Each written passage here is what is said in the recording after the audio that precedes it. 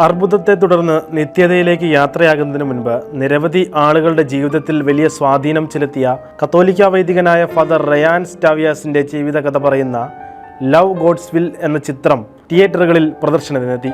Father Ryan അംഗമായിരുന്ന ഗാൽവിസ്റ്റൺ Houston അതിരൂപതയുടെ സഹകരണത്തോടെ പലോമിറ്റ എന്ന പേരിലുള്ള ഹൂസ്റ്റൺ ആസ്ഥാനമായ പ്രൊഡക്ഷൻ കമ്പനിയാണ് ഡോക്യുമെന്ററി രൂപത്തിൽ ചിത്രം നിർമ്മിച്ചിരിക്കുന്നത്.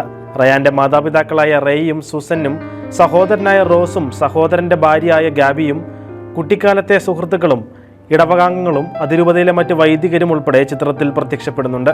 പ്രശസ്തമായ ടെക്സാസ് A&M സർവകലാശാലയിൽ നിന്നും പെട്രോളിയം എഞ്ചിനീയറിംഗിൽ ബിരുദം പൂർത്തിയാക്കിയതിനു ശേഷം മികച്ച ഒരു ജോലിയിലേക്ക് പ്രവേശിക്കാം എന്നുള്ള പദ്ധതി ഉണ്ടായിരുന്ന സമയത്താണ് ദൈവം തന്നെ പൗരോഹിത്യത്തിലേക്ക് വിളിക്കുന്നുണ്ട് എന്ന് റയാൻ തിരിച്ചറിയുന്നത്.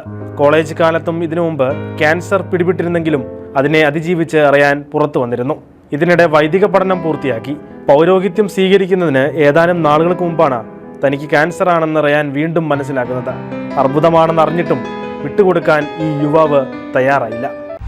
സമുദായബോധം എന്നത് വർഗീയ ചിന്തയല്ലെന്നും അത് അഭിമാനമാണെന്നും ചങ്ങനാശ്ശേരി സഹായമെത്രാൻ മാർ തോമസ് തറയിൽ ക്രൈസ്തവ സമൂഹത്തെ ശക്തിപ്പെടുത്തുന്നതിനായി നമ്മുടെ വരും തലമുറ നാട്ടിൽ തന്നെ ജോലി കണ്ടെത്തണമെന്നും അദ്ദേഹം പറഞ്ഞു.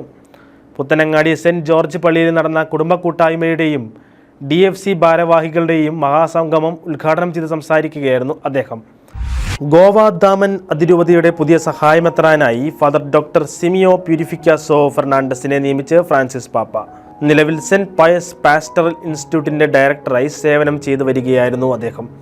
ഇസ്ലാമിക തീവ്രവാദികളുടെ തുടർച്ചയായുള്ള ആക്രമണം മൂലം വിദ്യാഭ്യാസം തുടരാൻ കഴിയാതെ ബുദ്ധിമുട്ടിലായിരിക്കുകയാണ് ഡെമോക്രാറ്റിക് റിപ്പബ്ലിക് ഓഫ് കോങ്കോയിലെ 30,000-ലധികം കുട്ടികൾ. തുടർച്ചയായ ആക്രമണങ്ങൾ മൂലം ജനങ്ങൾ പുറത്തിറങ്ങാൻ പോലും ഭയപ്പെടുകയാണ്.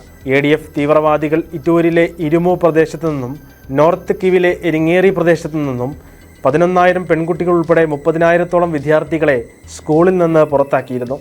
ഈ പ്രദേശങ്ങളിലെ 79 പ്രൈമറി സെക്കൻഡറി സ്കൂളുകൾ സുരക്ഷിതമല്ലാത്ത സാഹചര്യം കാരണം അടച്ചുപൂട്ടി. സ്കൂൾ കെട്ടിടങ്ങളിൽ ചിലത് കലാപകാരികൾ അഗ്നിക്കിരയാക്കി.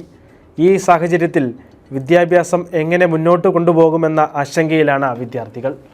രാജ്യം മറ്റൊരു തിരഞ്ഞെടുപ്പിനെ നേരിടാനൊരുങ്ങുമ്പോൾ ആർട്ടിഫിഷ്യൽ ഇൻ്റലിജൻസ് ഉപയോഗിച്ച് ചൈന തിരഞ്ഞെടുപ്പിനെ അട്ടിമറിക്കാൻ സാധ്യതയുണ്ടെന്ന മൈക്രോസോഫ്റ്റിന്റെ മുന്നറിയിപ്പാണ് ഇപ്പോൾ ചർച്ചാ വിഷയമായിരിക്കുന്നത്. ചൈനയ്ക്ക് ഗുണകരമാകുന്ന രീതിയിൽ തിരഞ്ഞെടുപ്പുകൾ നിയന്ത്രിക്കാൻ സാധ്യതയുണ്ടെന്നും മൈക്രോസോഫ്റ്റ് വ്യക്തമാക്കി. ഇന്ത്യക്ക് പുറമെ അമേരിക്ക, ദക്ഷിണ കൊറിയ എന്നീ രാജ്യങ്ങളിലും നിർമ്മിത ബുദ്ധിയിലൂടെ ചൈനയുടെ പ്രവർത്തനങ്ങൾ വലിയ വെല്ലുവിളി സൃഷ്ടിച്ചേക്കുമെന്നും മൈക്രോസോഫ്റ്റ് പുറത്തിറക്കിയ പ്രസ്താവനയിൽ പറയുന്നു. ഏതാനും മാസങ്ങൾക്ക് മുമ്പ് തായ്വാനിൽ നടന്ന പ്രസിഡന്റ് തെരഞ്ഞെടുപ്പിൽ ചൈനയുടെ ചതി നടന്നിട്ടുണ്ടെന്ന് മൈക്രോസോഫ്റ്റ് സാക്ഷ്യപ്പെടുത്തുന്നു.